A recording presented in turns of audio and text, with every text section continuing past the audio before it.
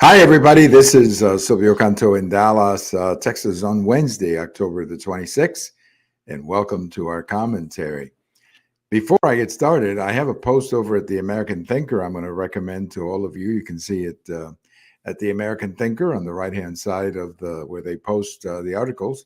And you can also pick it up at my blog, or if you check Twitter, it gets posted over there as well. And the name of the article, the title of the article is If the Tsunami Can Make It in New York, it can make it anywhere. And of course, I'm talking about the red tsunami, the Republican tsunami. If it hits New York, then you know it's going to hit everywhere else. And specifically, we're talking about the race for governor, where at the moment it's single digits between the incumbent governor and the challenger, Mr. Lee Zeldin, who's a congressman from New York. It's too close to call right now. It's going to get even closer. A lot of people don't think that Zeldin can win, but the fact that he can make it that close is an indication of the vulnerability that the Democrats have on crime. Some people think Zeldin is going to win. You know, I was listening to Bill O'Reilly, and he thinks, and he lives there, he thinks that Zeldin is going to pull this out. And it basically comes down to all the crime and all the chaos in New York City. So, look, I'm hoping he wins. But, you know, New York City is a tough place for Republicans, honestly, because of the fact that the Democrats have such a great machine in New York City to get the vote out. Now, it's not that way in the rest of the state. The rest of the state should go well for Mr. Zeldin, but definitely New York City is going to be tough for him. But the fact that it's this close really shows you how unhappy the people of New York are with the quality of life, the crime, and everything else going on, taxation, businesses leaving, people moving out. I mean, it is a perfect storm of an electoral mess in New York City. Let me say hello to my friend Diane. How are you? Welcome aboard. Well, the big story, of course, in the country today is this debate last night between John Fetterman and Dr. Oz. John Fetterman is the Democrat running for the Senate in Pennsylvania. Dr. Oz is the Republican. At the moment, John Fetterman is actually the lieutenant governor of Pennsylvania, and he's running for the Senate. You have to understand that John Fetterman suffered a stroke back in May, and he's been recovering from that stroke. That's completely normal, and we certainly understand that. But if you're recovering from a stroke, you would think that your family would have more sense, or your wife would have more sense to tell you, you know, look, why don't you sit it out and recover, and then maybe think about politics the next time around. The man that we saw last night on that debate, and I had a chance to see the whole thing today, that was not a very nice thing to look at. I don't care what political corner you're in. That was not a happy thing to look at. To see a man struggling like that to answer questions and to say things, as I understand, there was a big screen in front of him with the questions that he was going to get. And, you know, even then he was having problems answering the questions and so on. So you really have to wonder about his family at this point. You know, what family thinking? How irresponsible is that of his family to allow this to happen? I mean, it's just unbelievable to me that a man like this would still be running. It's unbelievable. I mean, if he was a family member, I would have told him, look, John, I know you want to be a senator. There will be other times, but let's sit this out and let's worry about your health. He's not a man who looks very well. In fact, he looks pretty bad. And to put him through this is just unbelievable to me. Forget politics. Forget about the politics. Okay, this is not about politics. I'm talking about humanity. I'm talking about healthcare here. And this is a man who, frankly, should not be running. He should be recuperating. And if you have a chance to see any of those clips from last night, any of the video clips, that was very hard to watch. That's all I can tell you. Now, on the other hand, Dr. Oz, you know, he was very smooth. He's a television personality, so he was very smooth. But and I thought he treated John Fetterman with a lot of respect. You know, he didn't beat him up too much. But there were some disagreements, of course. and he pointed them out. But I thought he was very respectful toward John Fetterman. But here is the key, and this is the wild card in this election. They have already voted, something like 48% of the people in Pennsylvania have already voted.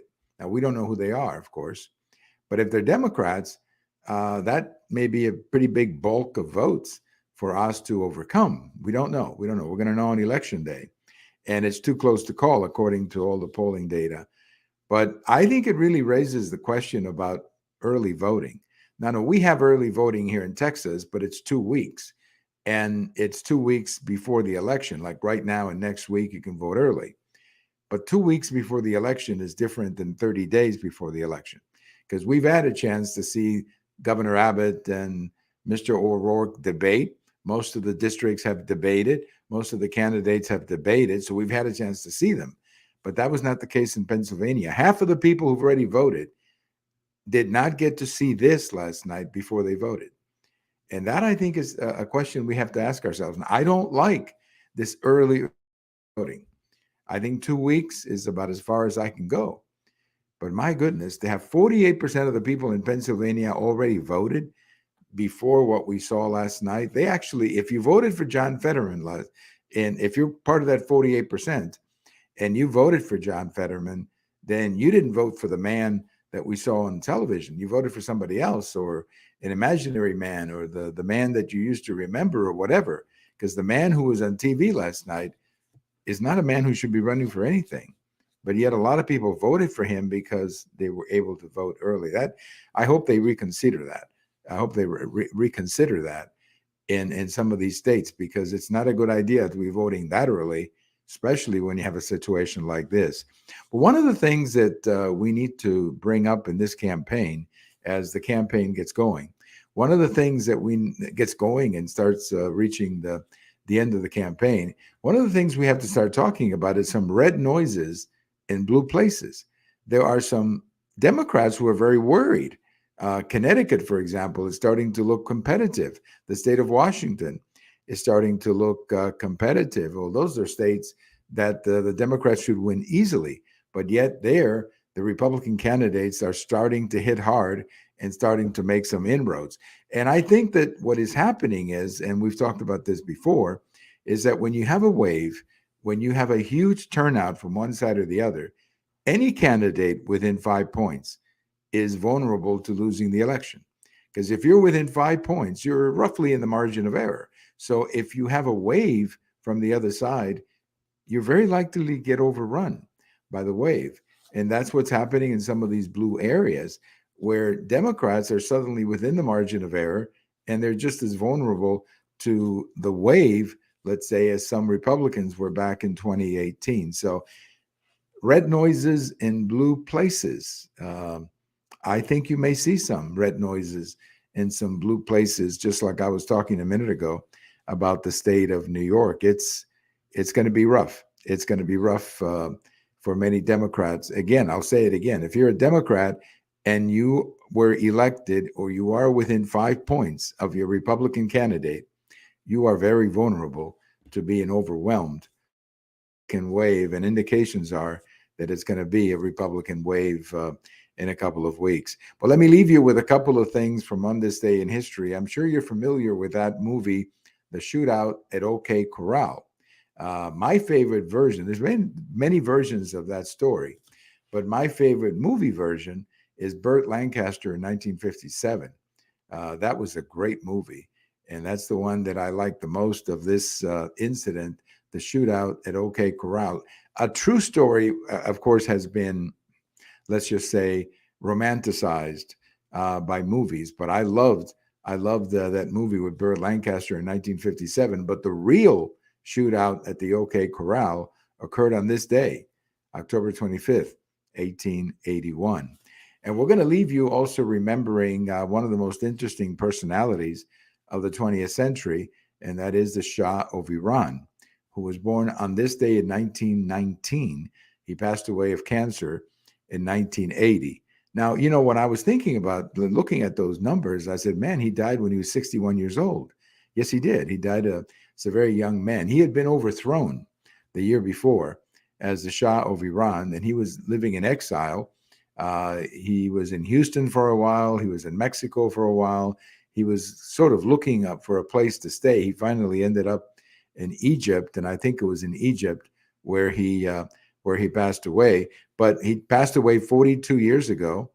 And the more you think about the Shah of Iran, and the more you think about the mess that his successors have brought to Iran, the better and the better that the Shah looks, and especially for women's rights and many other issues where he was at least a step ahead of where the people today are. I mean, you talk to anybody who remembers that era, the 60s and the 70s, when the Shah was in control. And yes, the Shah had problems. I'm not here to sugarcoat it, but there were a lot of things happening in Iran, and certainly in the area of women's rights.